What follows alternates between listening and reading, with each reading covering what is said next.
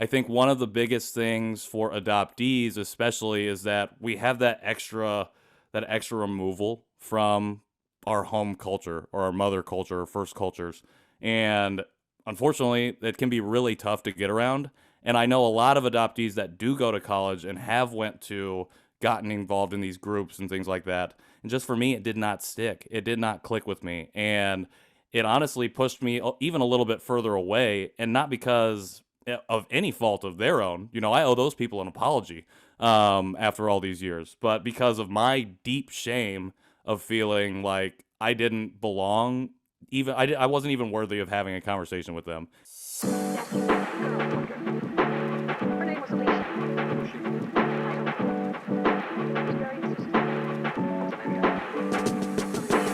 Hi, guys. Welcome back to the Situation Room for Season 2. We are back at it, resuming our journey into Asian America to talk about the Asian American Pacific Islander, or AAPI, issues, culture, and stories. As always, we dive deep into the issues in the Asian American Pacific Islander community, from questions like, where are you really from? And representation, to sharing food and our own experiences. My name is Emilie Villaverde. And I'm Zach. This episode, we have another incredible interview for y'all. Patrick Armstrong is an awesome guy who has embarked on a supercharged journey into exploring his Asian American identity.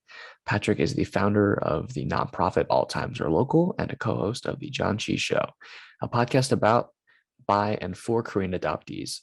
His show is awesome, and I admire the work he does for his and our communities.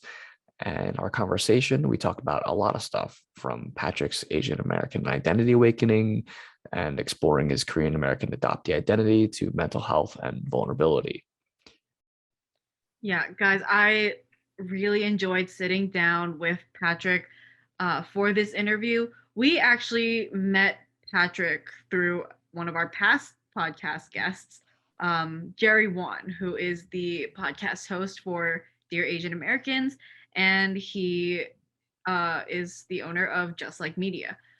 We talked a lot about community work with Patrick in our interview, and I really enjoyed this conversation just because, reflecting back on the work that I've done for local communities and just doing work that empowers you and benefits those around you, that's a lot of what you guys will be hearing in this interview with Patrick, because it's something that he just loves to do. And I'm really excited for you guys to check this out. I remember the first time I actually met Patrick, Jerry didn't know that he was going to be on our show as a guest. And Jerry was actually calling me out because what's it called? He was like, "Oh, Patrick is such a great guy. He's done so much for the Asian American community. You should totally reach out and hit him up and have him on your show." Well, Jerry, if you're watching, this is that episode. I think we do give Jerry a shout out during the interview too. Oh, for sure. Uh, It's courtesy. We do give yeah, Jerry. I'm pretty sure we do give Jerry a shout out. If the not, Jerry Wan, you are incredible.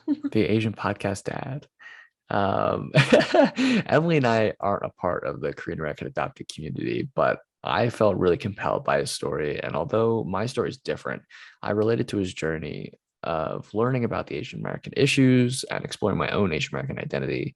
And I think the Korean American adoptee community, as a part of the Asian American diaspora, learning about that was really eye-opening. But let's get into it. Let's get into that interview. Her name was Alicia.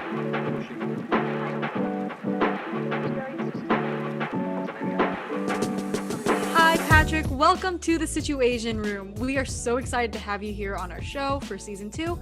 Can you start off by telling our listeners a little bit about yourself, what you do, and introduce the journey that you've been on to everyone tuning in? Absolutely. Emilie, Zach, thank you guys for having me on. It's really an honor to be here on the Situation Room. A little bit about me. My name is Patrick Armstrong. I am a Korean American adoptee. I was born in Seoul in 1990 and adopted by a white family in Indiana. Grew up in rural Indiana. Currently live in Indianapolis. I work just a regular odd job, but I'm also the president and the co-founder of a nonprofit in Chicago called the All Times Are Local Foundation. We help older foster youth get connected with cell phones and unlimited data plans through our Phones for Fosters program. And on top of that, I'm also the host of a podcast with two other Korean American adoptees. It's called the Janchi Show. We've been out since September of last year, and it's really been a fun and awesome journey. A lot of the current work that I'm doing in the adoptee space, which I think we might talk about here a little bit, is really predicated on this coming out of the fog journey that I've been on, and the podcast is a really big part of that. And we've been really lucky to meet a lot of guests and a lot of other adoptees and unpack and explore all of our different identities that make us up and all different kinds of stuff. It's really been a lot of fun. Awesome, awesome. So, before we get into awesome things like All Times Are Local, let's start with your journey into understanding your Asian American identity. And I guess a good place to start with that would be growing up. So tell us what growing up was like. Sure. So, as I said, grew up in rural Indiana. So, I don't know how many of your listeners know a lot about Indiana, but it's mostly fields and it's a predominantly white space, especially the town that I grew up in. So, being adopted, my adoptive parents, I also have a younger sister, who was non biological to me, but also adopted from Korea. She was really the only other person that looked like me in my town. So, growing up, our parents were great about, not saying we were white or, that we weren't, that we were like their biological children or something, like obviously we would figure that out.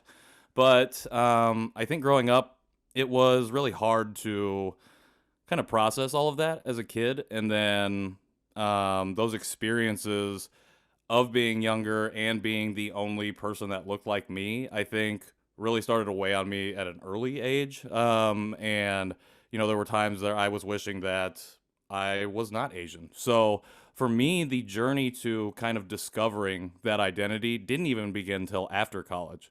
I experienced different experiences of like subtle racisms, I guess you could say, prejudices and things like that in my hometown that I never really understood until I gotten into college, gotten out of that town, and had a chance to kind of take a step back and look at my life from a wider lens. And so, yeah, growing up, it wasn't a lot of coming into Asian identity at all. It was more dismissing it and being very dismissive of it. So once I got out of there, it did take me a while. It took me a long time to start coming into that. But yeah, different experiences in college and especially post-college really started to kick that journey off for me. So you said that you, for the most part, growing up, dismissed the idea of identity and your Asian American, Korean American background. But were there moments, especially growing up in a predominantly white Caucasian area? I know Zach and I can relate because we also grew up in areas that are predominantly white, predominantly Caucasian. Did you ever have, those moments throughout your childhood that you can think of right now where you thought about your identity as, Korean American or Asian American? I'm gonna be totally honest, not really. I did not have very many experiences like that. Even in high school, when you start to develop more of that social awareness and really start to, well, I guess for me, I was still identifying as like a Caucasian American. I never felt Mhm. truly identifiable with Asian American culture, Korean American culture, and through no fault of like my adoptive parents, but there was just none of that to be exposed to. I think the closest thing that I can think of as a kid was when like the Jackie Chan adventures would be on TV. I don't know if I think you guys might know about that, but that was like the Yep. closest thing for me that I ever got to experience that was anything Asian. And so the other thing, and I just actually wrote about this, was when I was in high school. That was right after Yao Ming got drafted into the NBA, and so that was cool to see that. But then I immediately became Yao Ming to all the other people that played sports because I played three different sports. And so I had to wear that. And instead of internalizing it in a good way, I internalized it in a bad way where I would make the jokes first. And I would try and get out ahead of that. And, and I would play up or play into stereotypes or laugh at myself. but not out of humor's sake, out of like protection. So just trying to protect myself, I guess, because at the end of the day, my whole journey as a kid and growing up and where I grew up at, it was all about acceptance.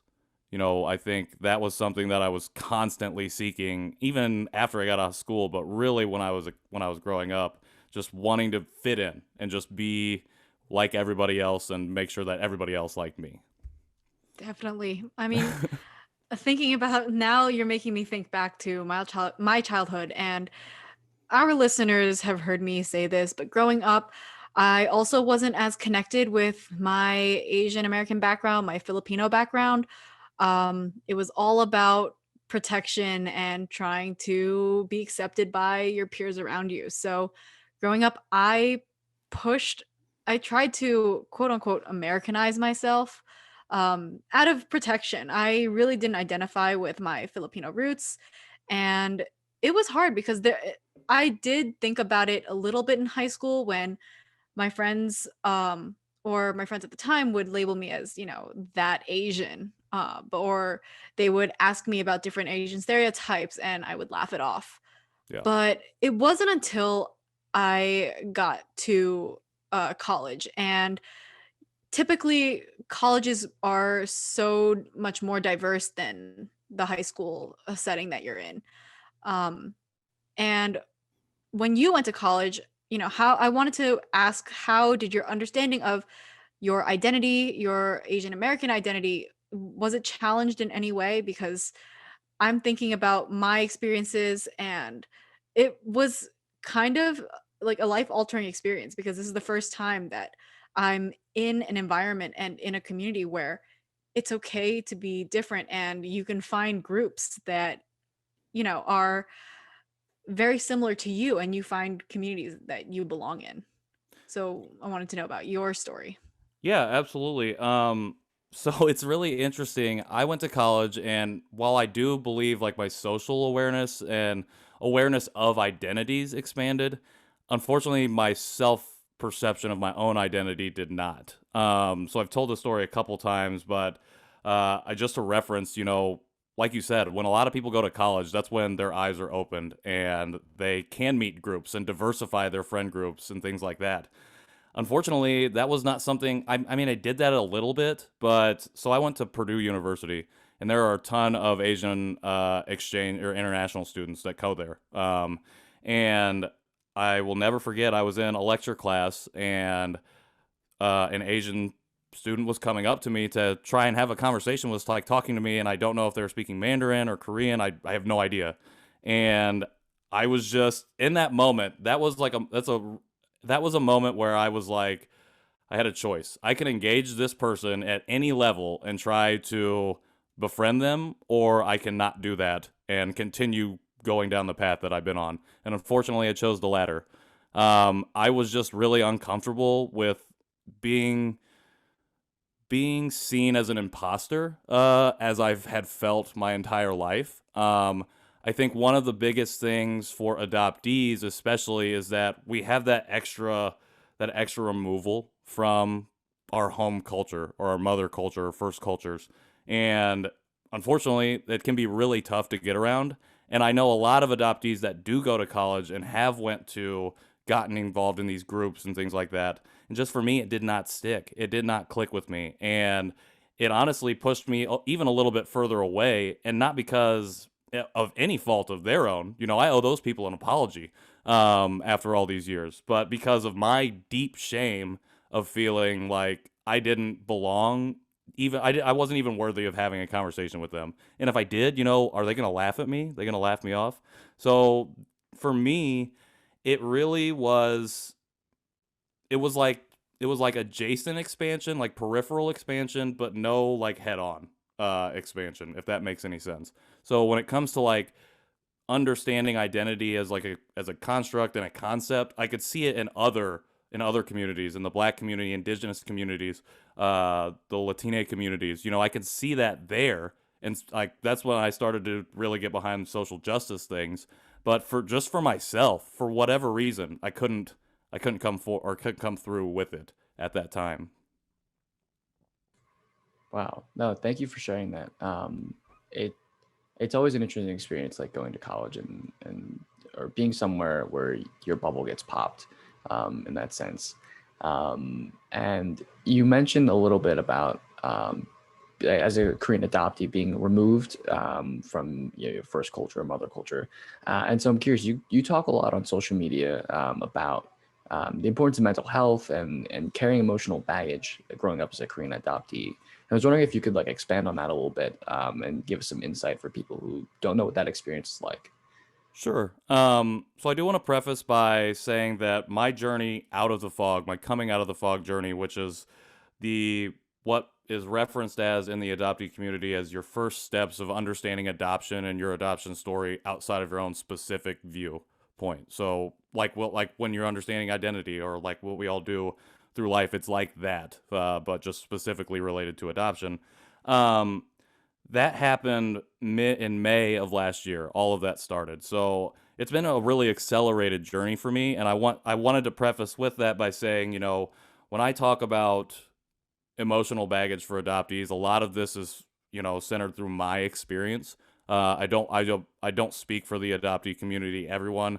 I would like to think that in this time that I've been a part of the community, and come out of the fog, that I've seen a lot of similar themes and through lines, which I will speak to here in a second. But I just wanted to say that real quick, just because I think one of the biggest things, that really ties this into mental health and the emotional baggage that we carry as adoptees is the fact that we're burdened by narratives. And I think as, Asian Americans can understand, especially the model minority myth, I think that specifically is something that we all are fighting, not just adoptees, not just Asian Americans, just Asians in general, are trying to push back against this myth.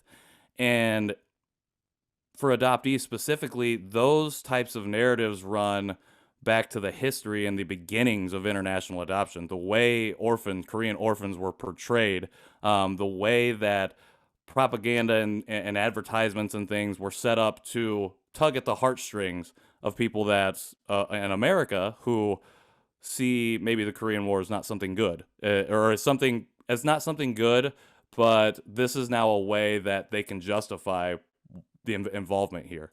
And I say all that because I think that narratives and emotional baggage for adoptees is really important because it's not something that's commonly talked about when you talk about adoption, to the general public. I think for the most part, a lot of the narratives that you see for adoption are very positive, are genuinely positive, usually have some sort of Christian bent to it. I'm not a secular person, not religious at all, but I don't have any problem with religion. But you do see those themes, when it's presented. And unfortunately, that's just not the reality for the majority of adoptees. So when I talk about emotional baggage specifically, you know, I think about how those narratives have played over my life and how I've seen them and, internalize those things like the Yao Ming situation when I was in school. Even just going back to tiny, just subtle prejudices, or when people ask, oh, when they find out you're adopted, it becomes a whole thing. That's the whole anything that anybody wants to talk about. And then it becomes about, well, where are your parents? Have you ever tried to find your parents? Why don't you speak Korean? It becomes less about us as a person, and it becomes about the story specifically. And we become then almost commodified in a way, because people aren't here for us. They're here for, to say, oh my gosh, that was a great story. And so they have something to tell. And so all of those things, all of the history and the narratives and the way that those are perpetuated, to this day, are all equal up to, a lot of emotional things that we are trying to constantly suppress, I think, because we are trying to live up to this happy standard. It's just almost impossible. And I think that, again, for adoptees specifically, and then for myself specifically, I think the toughest part about it is it's so hard to know when to ask those questions and when to ask questions about it. It's you get so wrapped up in your own or in the stories that everyone else is telling you that you begin to question yourself, and you can never and you feel feel outside of your body, almost like it's not your own experience. And so I've had that many times, and just wondering, am I doing the right things? Am I letting these people down? My adoptive parents who brought me over here, what am I doing to disappoint them? And getting so caught up in the aspect of pleasing other people, because you feel like you're supposed to be grateful and you're supposed to be happy for what happened to you, that can weigh on you, that strains on you.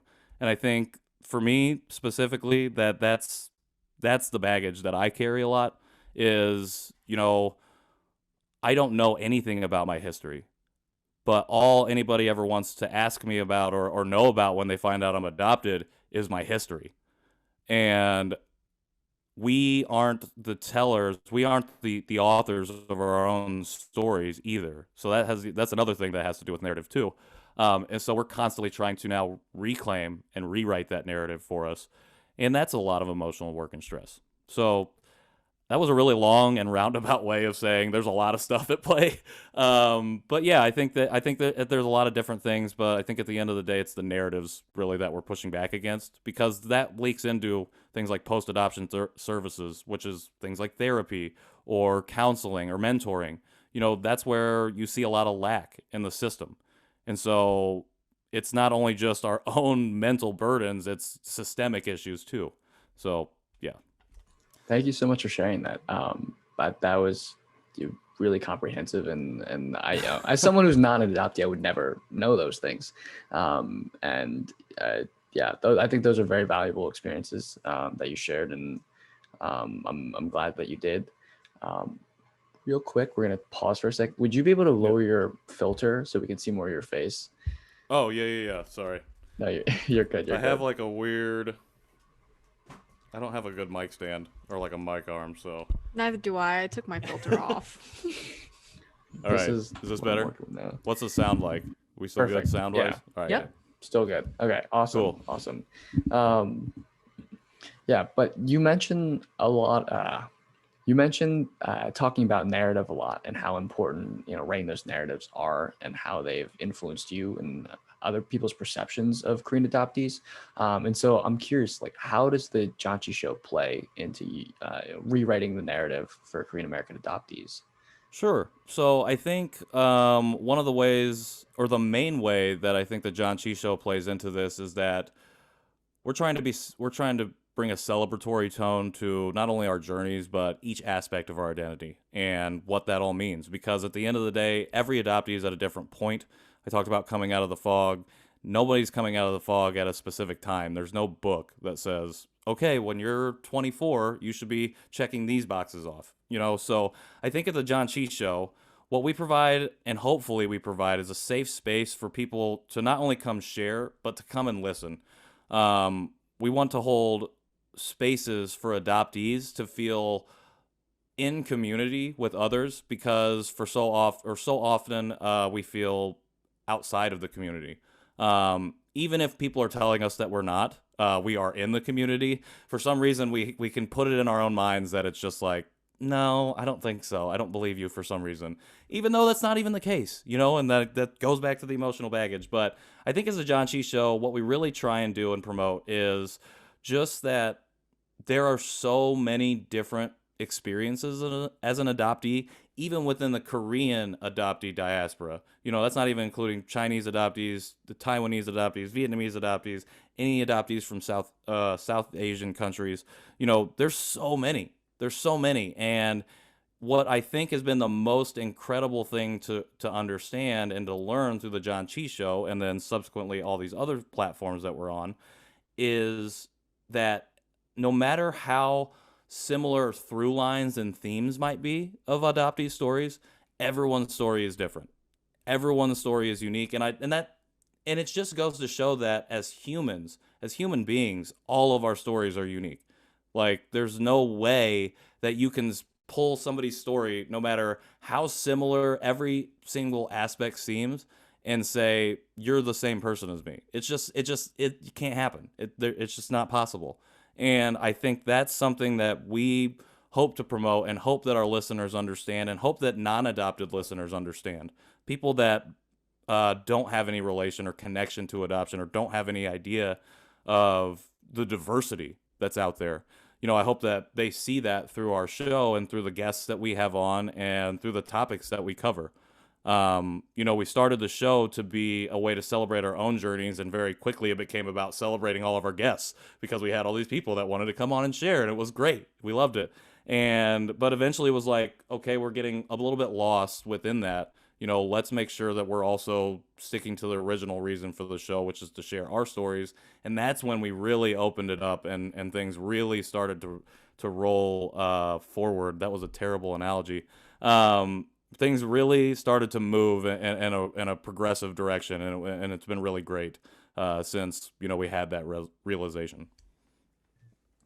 I love that, and I definitely want to jump into the Janchi Show. Can you tell us a little bit about how this new podcast got started, and how, because my next question is about asking, how you came to understand your Asian American, Korean American adoptee identity. And I'm sure the Janchi Show plays a lot into that. So would you mind telling our listeners at home how this whole journey got started? Absolutely. So, guest of your show, Jerry Wan, has this podcast, Dear Asian Americans, and back in May, so back when I was starting to come out of this fog, I was watching Always Be My Maybe with my fiance, and I was sitting there watching the movie, and I was just resonating so hard for some reason, and I turned to her and I'm like, I gotta know more about myself. When we have kids, like, what part of Korean culture am I going to pass down to them? Nothing. I don't literally know nothing. I can use chopsticks, okay, but that's it. Like, is that even Korean? So just thinking about that really got me started on wanting to know more. So I got on my podcast app and I typed in Asian Americans, and that podcast came up. First episode, enthralled immediately, reached out to the guest, and that person, Jonathan Wong, sent me an article, a study called Too White to Be Korean and Too Korean to Be White. I don't know if that was the correct order, but I always get it confused. But that was the first time I'd ever read anything that had a number of other adoptees that shared similar experiences to myself. I had never read anything like that. And I got to a section in there about discovering your identity, and I was just bawling. Like, reading a scholastic paper, I'm like, why is this making me cry? And it was just because it was like I had found a piece of my soul that was missing, and instantly in that moment. And so from that point, just lots of connecting, lots of meeting people. Jerry suggests that I come on his show to share a story. And then 2 days before I was gonna go on there, we're having a phone conversation, and he goes, all right, you're about to get up to an episode with my friend Nathan. He's a Korean adoptee. And then I have another episode coming out with a guy named KJ. Don't know him, but he's an adoptee too. And he's like, after your episode comes out, I think you guys should meet because I think you guys should do a show. Wouldn't that be cool? And I was like, I guess so. And so all of our episodes come out. We do all of that. And then I think it was maybe mid-August, Jerry sets the Zoom up and we all meet for the first time. Have never met in person, did not know each other prior to this phone call. And it was really weird and awkward. I don't think any of us walked away from there thinking that this show was going to come into existence. And, we set up another time and just slowly we started to put it together. And then September 9th, I think, we launched with 3 episodes focusing on us and kind of just went from there. It was a wild ride because it was like me trying to learn about 3 different parts of myself all at the same time. So it was crazy. But I can't say that without just having without having watched Always Be My Maybe, none of this may be happening. Without a quarantine, none of this might have happened. We trying to find silver lining in 2020. Like, that's one of them for me. Yeah. So Always Be My Maybe is an incredible movie. If you guys haven't watched it, it's on Netflix. It's a Netflix original, I believe. Yeah. Right? Yeah, I I think so. believe Yeah. so. And I remember watching that movie for the first time, and I think that's the first time that made me realize I want to start cooking and I want to learn my family recipes. Um, my grandmother cooks some of the most amazing, both my grandmothers cook some of the most amazing Filipino food I've ever had. And I have been struggling all quarantine up until this moment to try and get my grandmother um, to give me some of her recipes. But at this point, she's like, "It's okay. Like, I'll just cook for you. You don't need to learn because I'm here." Oh my God. But that That's a movie nice grandma. definitely that movie definitely was made me, think more about my identity. Like, what do I want to pass down to my kids when, the next generation comes out? And I definitely thought about it and realized that food and culture and tradition is something that I definitely want to keep. It's something that I want to keep for myself, but also for future generations. I want to be able to pass it down. I think it's so important. It brings us back to our roots. And we love Jerry Wan. He is like the Asian podcast dad. Yes, he is. He is And the podcast dad he for sure. connects us with so many people. A lot of the people that we've had season 1 and even in season 2, you guys will see in a couple episodes. A lot of these connections that we made are through the incredible Jerry Wan. If you guys haven't checked out season 1, Jerry Wan, we had an incredible episode with him, and we talked about his story and his podcast and the Asian Podcast Network. So definitely check it out. But yeah, we love Jerry. He's the best. He is the great connector for sure. And I guarantee he probably owns the incredible Jerry Wan URL. I guarantee he owns that domain. Now that you said it, I'm like, that sounds great. He already owns it. I know it. That's funny. When you were talking about always doing a maybe and like thinking about like what Korean traditions you're gonna pass down or like what you could pass down, the scene I was thinking of was when they're cooking with the scallions and they have the scissors Yep. and they just cutting them up. That was the only thing I was thinking about. And then Emily, I relate that with the I'm trying to get my grandma to teach me how to cook like Chinese food and like Cantonese food. But I can't see her in person, of course. But I keep like texting her and asking her like, hey, like how do I do this? And she's like, her response, she's just like, you're better at cooking than me. You're right now. I'm just like, I'm Googling things off the internet and watching YouTube video and like almost setting fire to things. That's better than me. My grandmother still tells me like, I'm still around. I can cook for you. They're hoarding the recipes is what it is. Absolutely. 100%.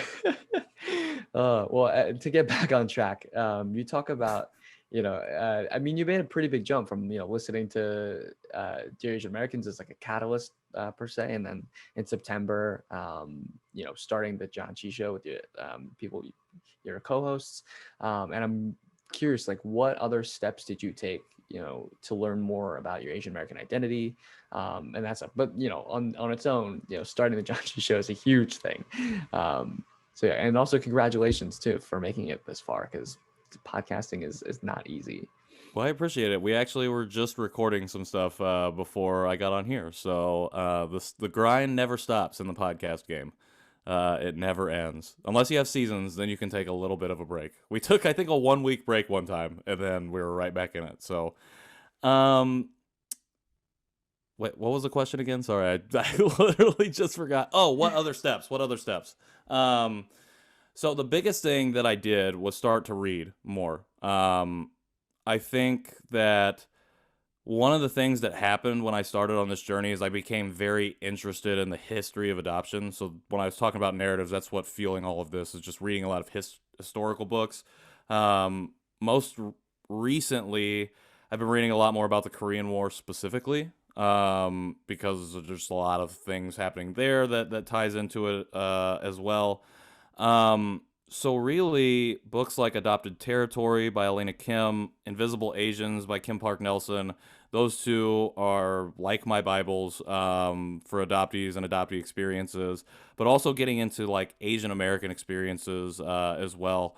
Kim Park Nelson's book is the perfect marriage in my mind of like scholastic like ethnography and oral narratives. I think it's just a perfect blend and gives you a lot of insight, not only to factual things, but then first person accounting. And so doing a lot of that and just cold emailing and messaging as many people as I possibly could. It was really just a full sprint to try and take in as much information as I could.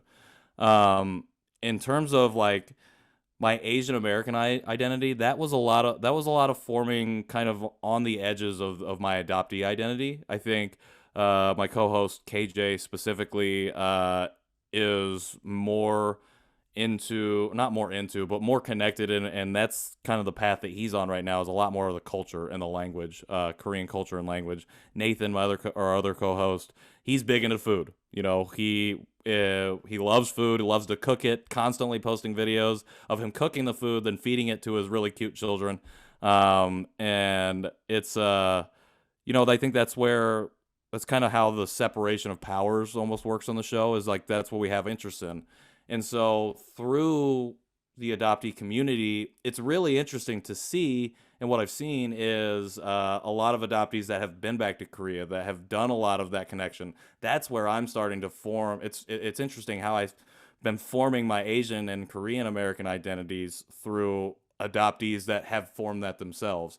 Another thing that I've been doing, though, to help kind of expand that, has been getting on Clubhouse. I don't know if you guys have heard of this new social media app, but it's pretty great. And just recently, with everything that's been going on in the community, not that it's been recent, but just kind of everything that's been happening, I feel like it's almost my duty to start getting engaged more, and stepping into spaces more where I'm exposed to just more Asian American points of view outside of the adoptee community. Not that I'll ever step away from the adoptee community, but it's important to diversify that. And I think one of the best things that's really helped me learn is being able to sit in and listen on experiences of like having Asian parents and what those like expectations were like, and then not trying to play like a compare contrast game with my own experiences, but just really like, this is one of the only ways that I'm ever going to connect with Korean culture outside of my own interests, because at the end of the day, I'm probably not going to find my birth family. I'm probably not going to have, those second or third cousins even that could potentially connect me with any of that. So the way that I've had to go about learning about that is just through meeting people. And I think that's one of the great things, one of the reasons that podcasts are so amazing and people like Jerry are so amazing, because they connect you with other people and they give you a window into how things are in different areas of the world and different communities. And so I think those are the biggest steps, and the next things that, for me were the most important in forming identity and unpacking all of that, was just meeting people and getting on new spaces and reading. You guys are in college, so 100% what it means to just read all the time. That's basically what I'm doing now. It's just constantly reading. No, I agree. I think that, it's really cool when you dive into books that talk about identity and culture. Just because this is the first time, so I've checked out a couple books on Asian American identity and Asian American culture, and it's the first time that I'm seeing it in literature. Like, this is really cool. This applies to me. Like, I'm part of this community, and it's the first time that I'm holding a book and I'm reading a story that I can relate to. And definitely those books that you mentioned, we'll be linking it all in our show notes. So guys, definitely check that out. And I have to agree. I love the idea of just meeting new people and exposing myself to different perspectives and different networks, because it's the best way to learn. I didn't know a whole lot about this, just the Asian American community, until I went to a conference. Zach and I both went to this one conference. It's the East Coast Asian American Students Union, or ICASU. We went different years, but it was pretty much the same experience that we had, where for the first time we were surrounded by the Asian American Pacific Islander community. And it was an eye-opening, it was like stepping out of the fog, like you said. Like, we were, for me at least, I was lost and I didn't really know a whole lot about this community that I belong to, that I didn't even realize I belonged to. And from this conference and starting this incredible journey through Asian America with Zach and meeting the people that we've had on the show, working with Jerry and all of the different people that we've met so far, I've learned so much. And I don't think that if we didn't have this podcast, if we didn't put ourselves out there and just met new people and listened to their stories, we never would have I never would have learned this much about the community that we're a part of. And I'm waiting for my username on Clubhouse to get approved so that I can get in. But I see all the posts that you and Jerry and everyone else puts about Clubhouse, and it looks like a really, really cool space. If you need an invite, I have 5, so I can send you one if you both need one. Perfect. You just got to give me your cell phone numbers. You don't have to say them here on the show, but just need to get. That's the only thing I need, and I can send that right over to you. But Oh my yeah, goodness, that's Clubhouse is a incredible. really great space for connecting. It's really interesting. I think one of the things that was really cool was last week, Daniel Day Kim, Daniel Wu, and Lisa Ling held Mhm. a big talk on there, just about everything that had been happening, and it felt really Yep. important to be in that space. I think something that I've been discussing with a lot of adoptees and something that's just really been on my mind lately has been, inclusivity within the Asian American community, specifically from our perspective, like the adoptee perspective, and how do we normalize that type of inclusion? And I think that was a really cool way just to feel like a part of that family, because a lot of times, unfortunately, you know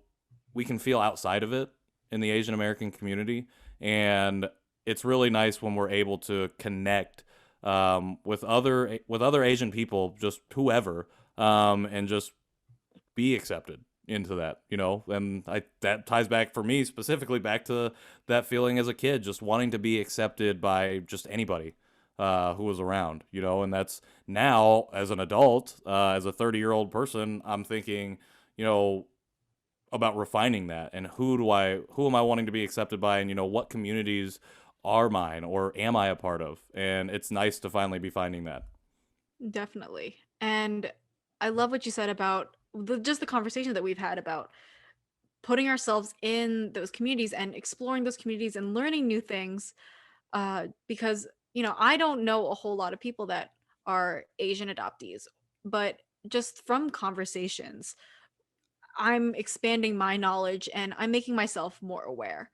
And I think that's so important just to have in life. And as you move along and you meet new people, the more people you meet, the more you learn, and it's just adding to the experience, which is it's so great. And I'm really glad that we had the chance to talk with you here, because it's another story that we get to listen to and new things that we get to learn and add to our common knowledge. Yeah, But and I really appreciate it. Sorry. no, you're totally fine. One last question before we uh, take a quick break. But what is something that you would want our listeners here in the Situation Room to understand about the Korean adoptee community?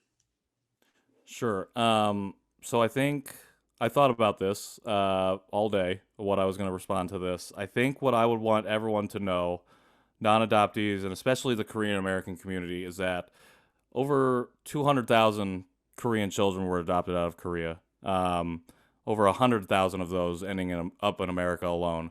Korean adoptees are over 10% of the community, and at the end of the day,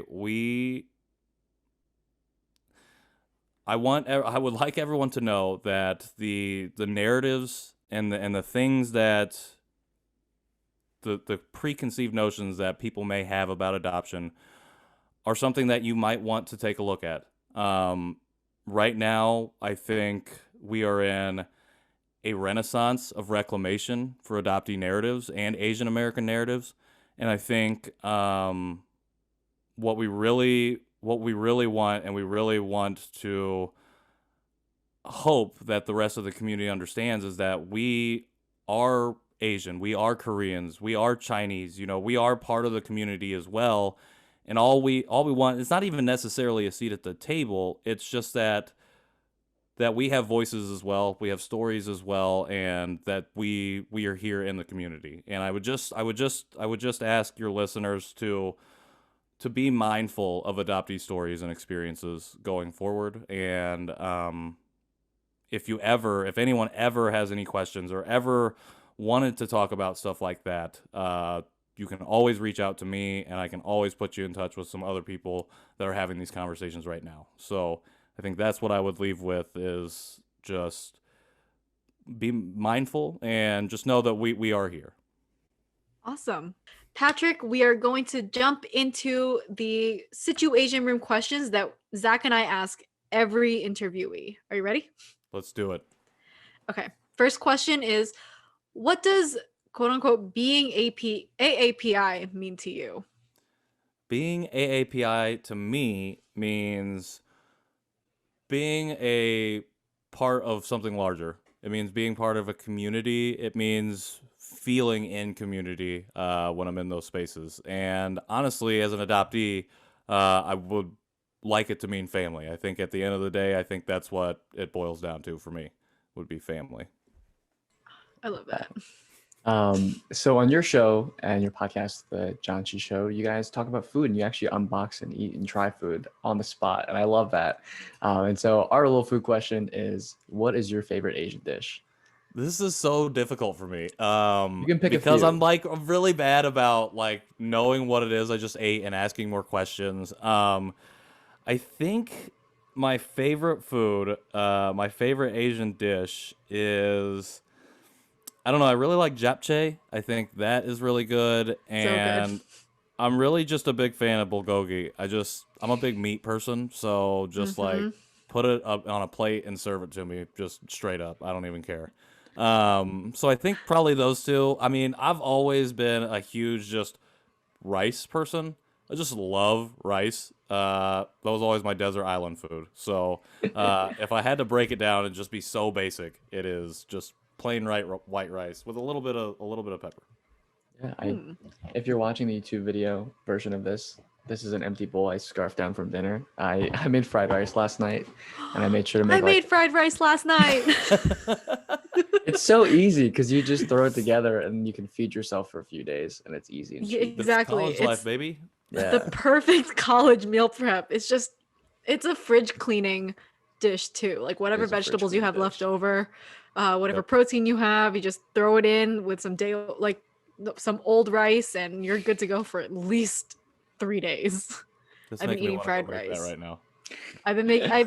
Every time I make fried rice, I eat it for like 3 days, and then I'm sick of it. But I still have so much fried rice left, so I force and I have nothing else to do, so nothing else to eat. So I'm just, it's so good. Okay, next question: who is your AAPI role model? That was a tough one. This is something I was wondering about all day. I'm gonna be honest here, and we've already mentioned him, but I am gonna be serious. It is Jerry Wan. I think before this, I really didn't have any. You know, I knew of like popular Asian people, but I couldn't say they were ever like role models to me. But Jerry really has helped me not only come out of my shell and start to understand myself as a Korean American, but really has me like embracing my own, like my identity no matter what it is, and finding the value within myself. So I'm not gonna pay him for any of this, but Jerry for sure, I think right now for sure is my Asian American mentor. I love that. Jerry's a great role model for anyone, I would say. Yeah, role Definitely. model. Oh, your role model, definitely not Right. mentor. And 'cause mentor. then he Role will models- charge me. He's a mentor. I mean, when we first reached out to Jerry for the Situation Room, actually, I have to agree with you. I think the first podcast, Asian American podcast that I listened to, besides Asian Enough by the LA Times, number 2 and 3 was Dear Asian Americans and Asian Boss Girl. Okay. And Yeah. I remember we reached out to Jerry, and he not only was a guest on our podcast, but he sends us messages and he helps our podcast in any ways that he can. He definitely is an incredible AAPI role model and mentor. Jerry, if you're listening to this, thank you so much. Thanks, Jerry. Thank you, Jerry. The You're welcome for the compliment. the charging part got. Yeah. For those you don't know, Jerry's a career coach, and he has a new podcast too, Beyond the Resumes. Yes. Yes. Yeah. So talks about career advice, and I'm personally a fan. I'm not being paid to say any of this. Jerry's not paying us anything. No. But- Nope. But our last question, Patrick, is how can people connect with you? You can connect with me on Instagram at Patrick in the World. That's my personal Instagram. I also launched an adoptee, it's at the Adoptee Project. It's called the Adoptee Project. Adoptee is an acronym. It stands for a dope oral project to educate everyone. And we are, myself and Michaela Guessford, she is a Chinese adoptee. We're exploring our personal histories or our personal experiences as adult adoptees today through the lens of history in each of our respective countries, and how international adoption and those things, the history of that, affects us today. So that's at the Adoptee Project. And then you can also find us for the podcast, at Janchi Show. We're also accepting emails, and that is johnchyshow@justlikemedia.com. You can also... I didn't know if I was going to say this, but I'm just going to plug it. You can also find me on SoundCloud at Patrick in the World, I think, but it probably might still be Patrick Isn't Real. I won't tell you what type of music I make. I will leave that up for your imaginations if you want to go there and check that out. But other than that, you can just find me at Patrick Armstrong. Look that up. I think if you Google it, sometimes my picture comes up. But that's where I'm at, and my DMs are always open, especially for adoptee topics and conversation. We love it. Amazing. Do you want me to Well- link your SoundCloud? No, you don't have to. You can if you want. Okay. If you go to link in my bio on Instagram, all of that stuff is there too. So if you wanted to, that's another way you can find it. But Awesome. I won't spoil the genre. Well, thank you again, Patrick Armstrong, for joining us here in the Situation Room. Guys, if you're interested in anything that was said during this episode, we'll be linking everything in our show notes. So definitely check it out. It'll be on our website, www.situationroom.com. But incredible. Thank you again, Patrick, for joining us on the show. It's been an absolute pleasure having you. thank you so much, guys. It's been an absolute pleasure coming on the show. And as I said before, I think all of this started, I don't know if you're recording, but really, it really is an honor to come on here. I think what you guys have been doing has been amazing. I think the people that you talk to and the conversations it elicits is something that's really important for everyone to hear. So just for me to have the opportunity to voice my perspectives and the things that I've gone through and you know, where I sit in the AAPI space is really important, and I can't thank you enough for giving me that space. Thank you so much for those kind Aw, words. We really thank appreciate you. it. I mean, our whole mission is, exploring Asian America, and that means, listening to many different types of stories, culture, and different issues. And so we're really grateful to have you. Absolutely. Thanks, guys. Her name was Alicia. I don't know. She was very insistent. Hey guys, welcome back to the Dish It Out table. For those of you who are new to our show, this is the foodie segment of the Situation Room, where we sit down and we dish it out with some of our own foodie favorites from our cultures, or we will introduce cuisines from other cultures within the AAPI community.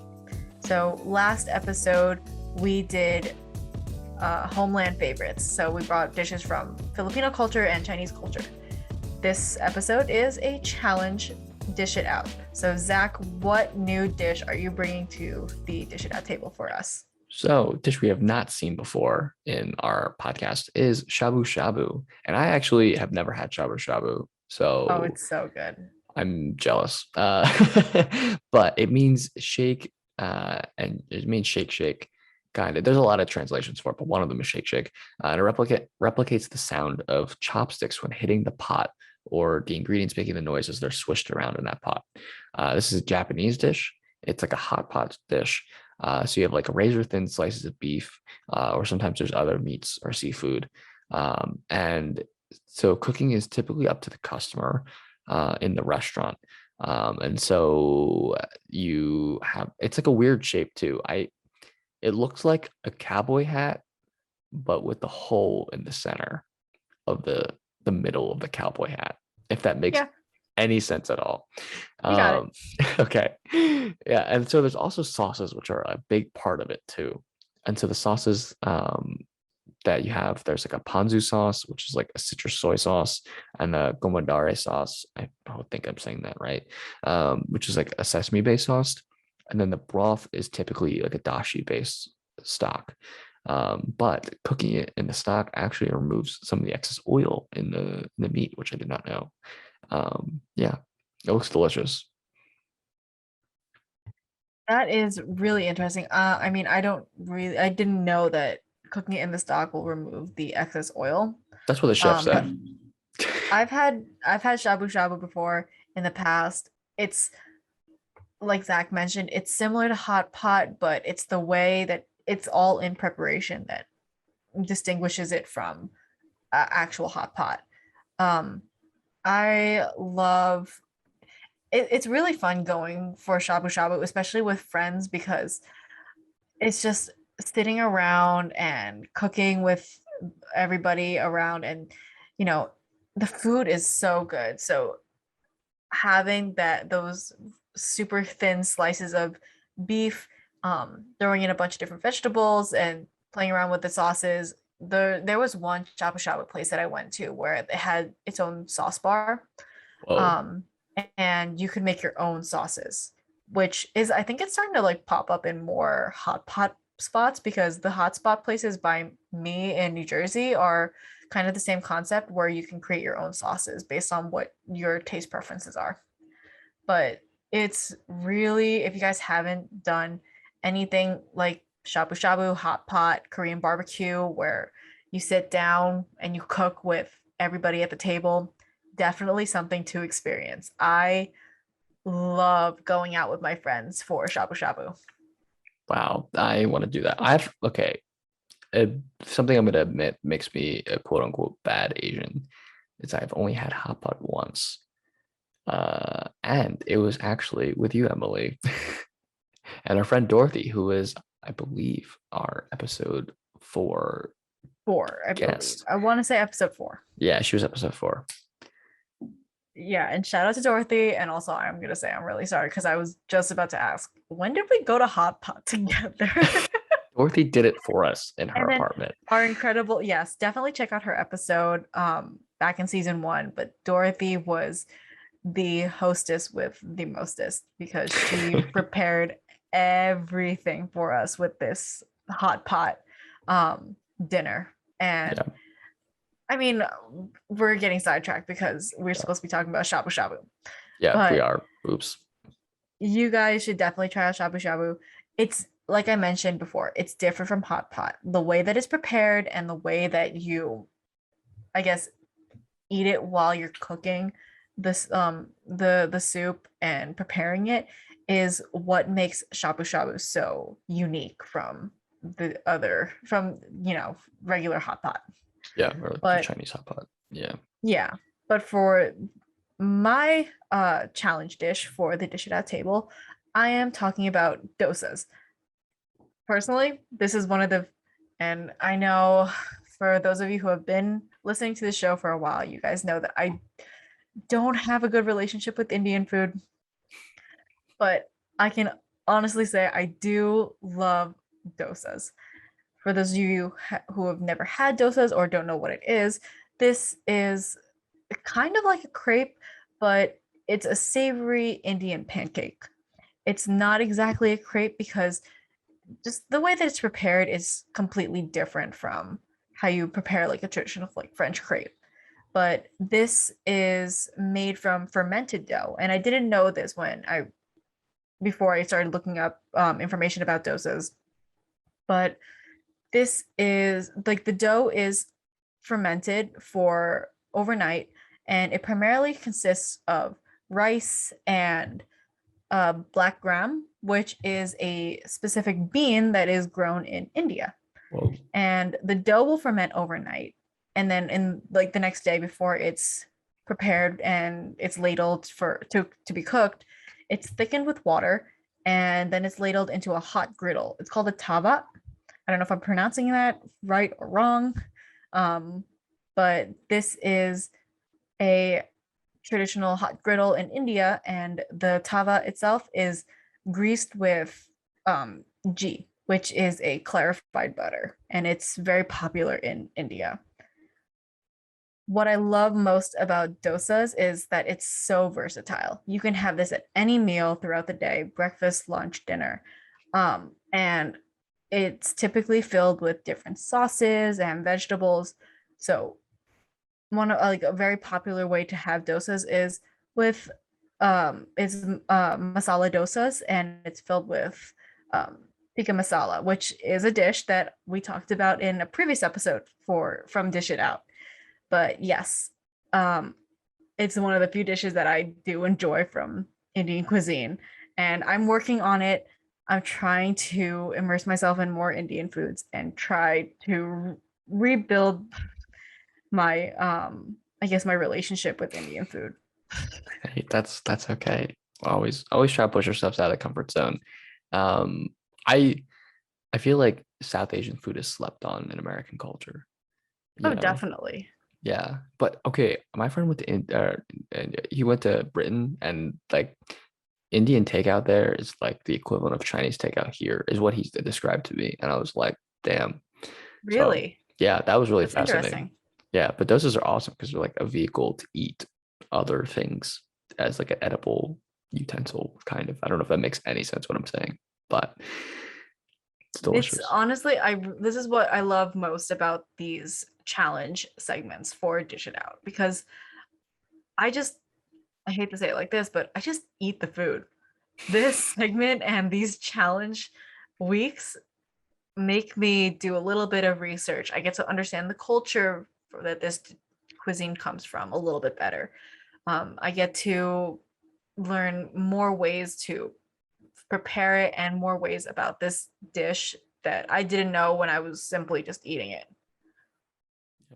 I love that. Yeah. Also, great reason to love the Shit Out segment. But on that topic, we're gonna close Dish It Out. And if you have any dishes you'd like to, share with us, and you'd like us to share with our audience, please send them to us. And if you, want to give us your comments about dosas or about shabu shabu, anything like that, feel free to share it with us. It's easy to get in contact with us.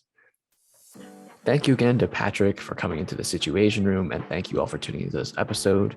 The Situation Room, as always, is produced by Crimson Planet Media. Make sure to check out our website, situationroom.com. Follow us on Instagram and like us on Facebook at The Situation Room for more content. Same as always, we want to hear from you guys. So send us messages and recipes for Dish It Out through our website, slide into our DMs on Instagram, send us messages on Facebook. Let us know what you guys want to see next in the Situation Room. But for now, thank you for joining us on another step of our journey through Asian America. My name is Emilie Villaverde. And I'm Zach. So I'll see you next episode.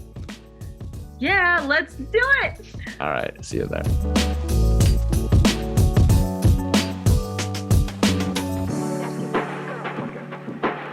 Her name was Emilie. All right. That's a wrap. There we go. Yay!